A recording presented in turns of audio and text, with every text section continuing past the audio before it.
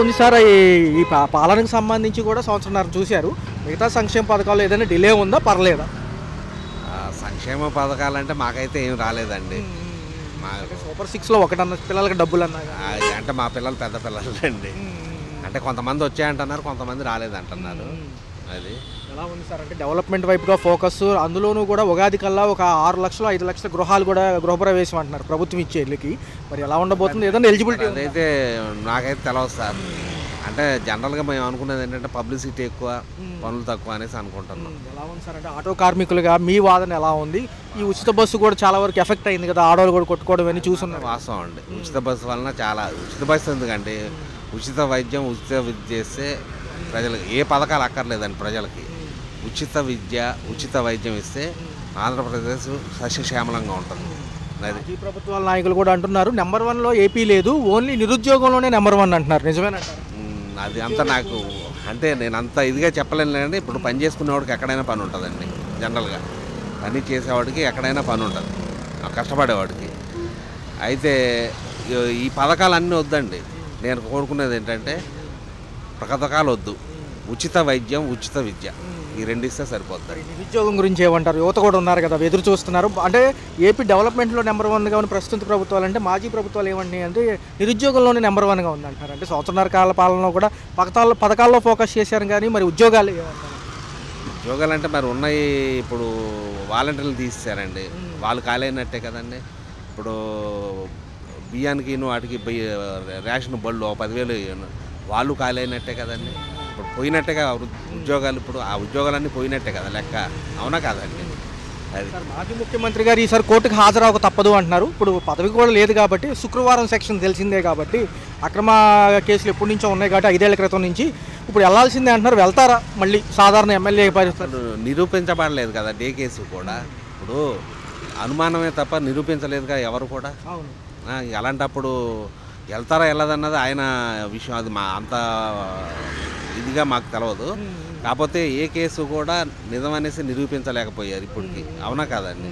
కాకపోతే గొప్ప విషయం ఏంటంటే ఒంటరిగానే పోరాడాడు జగన్, ఒంటరిగానే పోరాడుతున్నాడు ఫస్ట్ నుండి కూడా.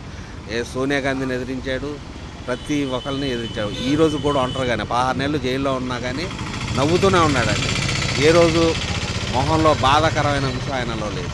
అది ఆ విషయంలో మాత్రం నెంబర్ 1 అండి జగన్ గారు. వాహన మిత్ర కింద ఇస్తా ఉంది, తర్వాత హడావుడిగా అప్పుడు ప్రోగ్రామ్. వాహనం అంటే ఈ వాహనం నాకు ఆటో కాదండి, జనరల్గా నాది టాటా ఏసీలకి ఇస్తామన్నారు కానీ ఇవ్వలేదు. గత ప్రభుత్వంలో ఈ ప్రభుత్వం ఏమీ లేదండి మాకు. ఎలా ఉంది సార్, జగన్మోహన్ రెడ్డి గారు ఏ విపత్తు వచ్చినా ముందెళ్ళి పరామర్శిస్తున్నారు. మొన్న మోందా తుఫానుకు కూడా రైతులను కలిసి వచ్చారు. మరి నష్టపరి మీకు దాని గురించి నేను ఇందాక చెప్పాను, ఒంటరిగా ఉన్న నెంబర్ 1గా చేశాడని. మేమైతే జగన్ గారి ప్రభుత్వం నెంబర్ 1 అంటాం. అండి నమస్కారం అండి. సార్, చూసుకున్నట్లయితే ఒక సంవత్సరంన్నర పరిపాలన రాష్ట్రంలో చూశారు. మరి ఎలా ఉంది సార్ రాష్ట్ర భవిష్యత్తు చూసుకుంటే ఎలా వెళ్తుంది? మీ అభిప్రాయ ప్రకారం ఏమంటారు? చాలా బాగుంది సార్. ఆంధ్రప్రదేశ్ మాత్రం చంద్రబాబు నాయుడు గారు ఉన్నంతకాలం అసలు ఎన్నెన్ని ఫ్యాక్టరీలు ఎంతెంత మంది వస్తున్నారు.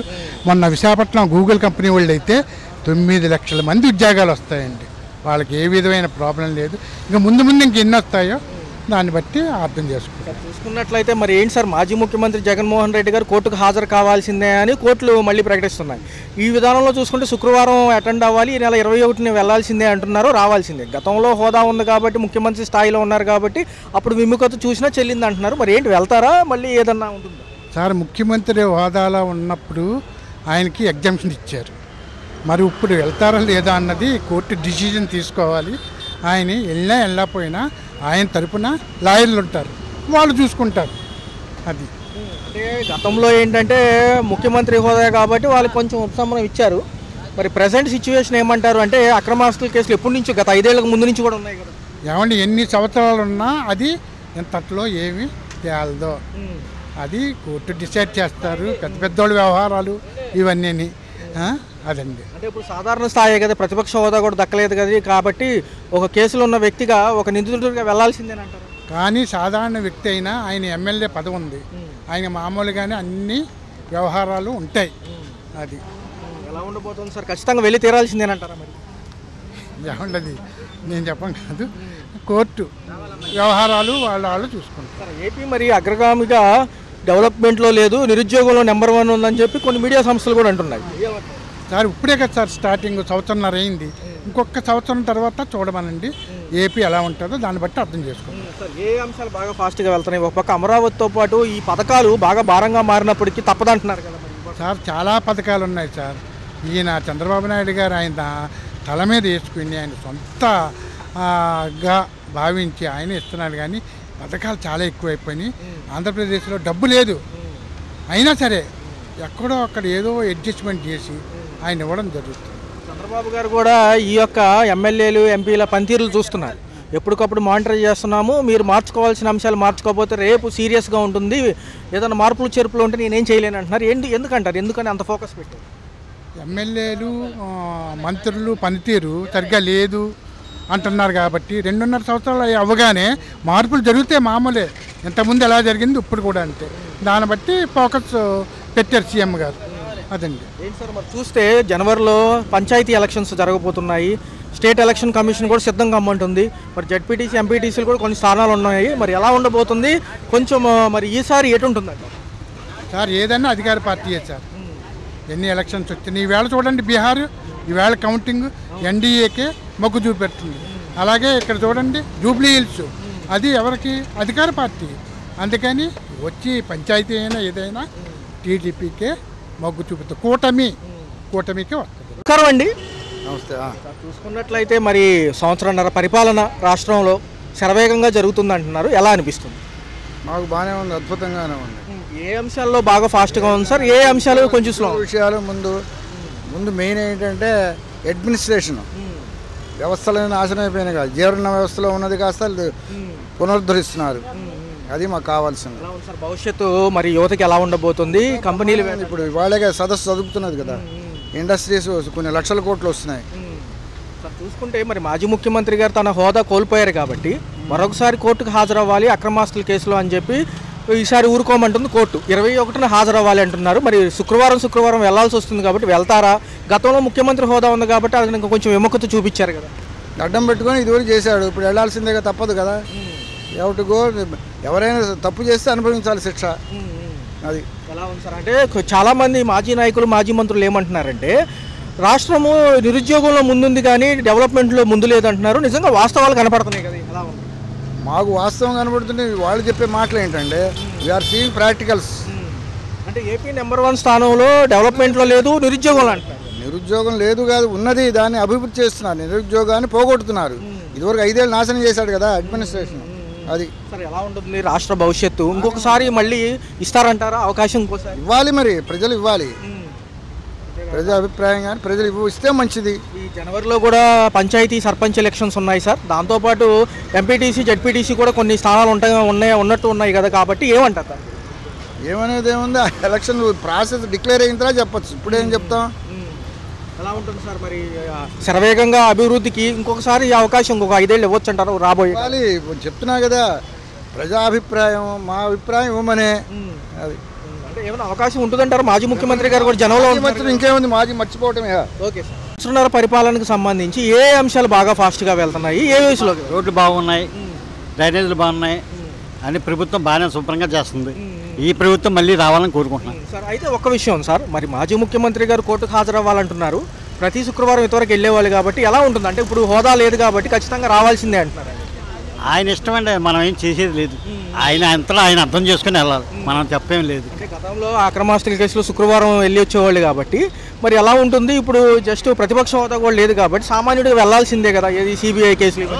మరి అది ఆయన బాధ్యత, అది తెలుసుకోవాలి.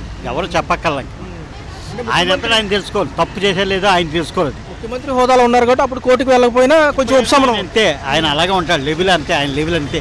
ఎందుకంటే అది ఆయనకేంటండి బాబు, కోటాను కోటీసుడు. ఆయనకేంటండి బాబు, ఆయన నెంబర్ 1. ఆయన పదవి చేయగల, పదవి చేయకుండా జాగ్రత్తగా ప్రజలకు సేవ చేయొచ్చు ఆయన ఉన్న డబ్బుతో. అది తెలుసుకుంటే ఆయన మంచి పద్ధతిగా ఉంటుంది. ఆయనంతా ఆయన తెలుసుకోవాలి, అది మనం చెప్పకూడదు. జగన్ గారు చేసుకోవాలంటే ఆయన ఉన్న ఆస్తితో, ఆయన నాన్నగారు సంపాదించిన ఆస్తితో కొన్ని వేల కోట్లు ఆస్తుంది. ఆయన చేయాలంటే ప్రజాసేవ చేసుకోవచ్చు. పదవి ఉంటే సేవ చేయగల, పదవి రాకపోయినా సేవ చేస్తే చాలా అదృష్టం. దేవుడు కూడా కన్నిస్తాడు. అంటే ప్రస్తుతం పదవి లేదు కాబట్టి ఏదన్నా మారారంటారు ఆయన? తప్పే ఉంది, పదవి ఉంటే చేయాలా, పదవి లేకపోతే చేయకూడదా? మనుషులు కదా వాళ్ళు, భగవంతుడు ఇచ్చాడు ఆయనకి. సకల శిబిరాలు ఇచ్చాడు. ఆయన చేసుకోవాలంటే ప్రజాసేవ చేసుకోవచ్చు. రాష్ట్రంలో నిరుద్యోగం ఎక్కువ ఉంది, నెంబర్ 1లో నిరుద్యోగం ఉంది. అవి తప్పదండి. అవి అన్నీ ఇప్పుడు నిరుద్యోగం అనేది కొద్దిగా 40% ఉంటుంది, 50% ఉంటుంది. అది సహజం. అది అనేది సోమరపోతులు చేయకూడదు. ప్రజల్ని సోమరపోతు కష్టపడాలి, భరించాలి, చేసుకోవాలి. అది పద్ధతి. ఎవరికైనా చెప్పిన పథకాలన్నీ ఎవరికైనా వర్తిస్తుంది. పథకాలన్నీ అందుబాటులో ఉన్నాయి. అందుబాటులో ఉన్నాయి, బాగానే ఉన్నాయి. పథకాలు ఏంటి అన్నీ బాగానే ఉన్నాయి. నిత్యావసర సరుకుల ధరల కాడి నుంచి మిగతా అన్నీ పర్వాలేదు. అంటే ఏ ప్రభుత్వం వచ్చినా అంతేనండి. ఈ ప్రభుత్వం ఆ ప్రభుత్వం అన్నీ కరెక్ట్గానే ఉంటాయి. అవి ఇప్పుడు బాగా ఉన్నవాడు అది వేరు, లేనివాడు తప్పదు, మధ్య రకంగా ఉన్నాడు ఇంకా బాగా తప్పదు. అవి కష్టాలు తప్పవు. అది భగవంతుడు రాసింది, ఇది వీళ్ళు తప్పేం కాదు, భగవంతుడు రాసింది. పంచాయతీ ఎలక్షన్స్ కూడా రాబోతున్నాయి జనవరిలో. ఇంకా 3 నెలల పదవీ కాలం ఉన్నప్పటికీ కూడా ముందే అంటున్నారు కదా, ఎలా ఉంటుంది? బాగానే ఉంటుంది. పంచాయతీ ఎలక్షన్ కూడా మళ్ళీ టీడీపీ నగ్గుతుంది. అది అంటే ఏ ప్రభుత్వం ఆ ప్రభుత్వం నగ్గుతుంది. అది సహజం. అది ఎవరికైనా వచ్చేస్తుంది అంతే. మనం చేసేది లేదు. భగవంతుడు రాసిన రాత దేవుడు తప్ప ఇంకెవ్వరూ మార్చలేదు అంతే. హలో, తెలుగు రాజ్యం ఛానల్ చూస్తున్నారా? సామాజిక రాజకీయ జీవన చిత్రణే తెలుగు రాజ్యం. అతిశయోక్తులు అసత్యాలు ఉండవు. రాజకీయ కోణం కాదు, ప్రజా కోణమే కొలబద్ద. తెలుగు రాజ్యం వీక్షణ మీ ఉత్తమ అభిరుచికి నిదర్శనం.